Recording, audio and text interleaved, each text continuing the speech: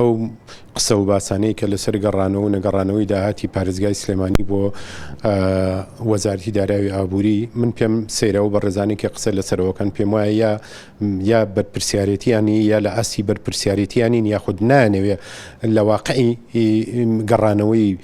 پارەی پارێزگای سلێمانی بگەن کە دەچێتەوە بۆ وەزارەتی دارایی. بەدڵنیایی چی ئەو پارانەی کە لە سنووری پارێزگای سلێمانی واتە بە هەڵە جەو ئیداری گەرمیان و ڕاپەڕینیشەوە چی داهاتی ناوخۆیەوە چی خاڵە سنووریەکانە دەچێتەوە بانک ئەو بانکانەی کە سەر بە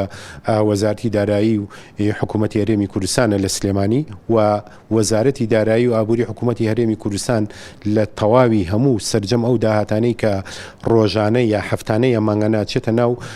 ئەو بانکانەی وەزارەتی دارایی و وەزارەتی دارایی بۆ خۆی ئاگای لێ و وەزارەتی داراییش بەدڵنیایی ئەنجومەنی وەزیرانی لێ ئاگادار کردوێتەوە. بۆیە ئەمانە یعنی من پێم وایە بەڵگە نەویستە بەڵام هەر بۆ ئەوەی کە بە تەواوەتی وەڵامی ئەو بەڕێزانە بینەوە کە قسەکانی ئەوان زۆر ناڕاستە. تەنها لە مانگی 161 میلیارد دینار لە بانکی سلێمانیەوە خەرج کراوە بۆ تەواوکاری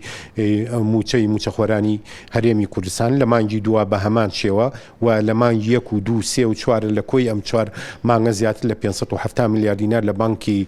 لە بانکی سلێمانی یا لە داهاتی پارەی سلێمانی خەرج کراوە بۆ موچە و یاخود گەڕاوەتەوە بۆ وەزارەتی دارایی و ئابووری حکوومەتی هەرێمی کوردستان. ئەم قسانەی من لێی بەرپرسیارم و لە ماوەی ئەو 4 مانگەیە زیاد لە 570 میلیارد دیناری پارەی سلێمانی خەرج کراوە چی بۆ موچە یا چی گەڕابێتەوە بۆ وەزارەتی دارایی و ئابووری حکوومەتی هەرێمی کوردستان. کەواتە ئەمە بەڵگەیە بۆ ئەوەی کە ئەو قسە و قسەڵۆکانی یەکرێ هەمووی ناڕاستن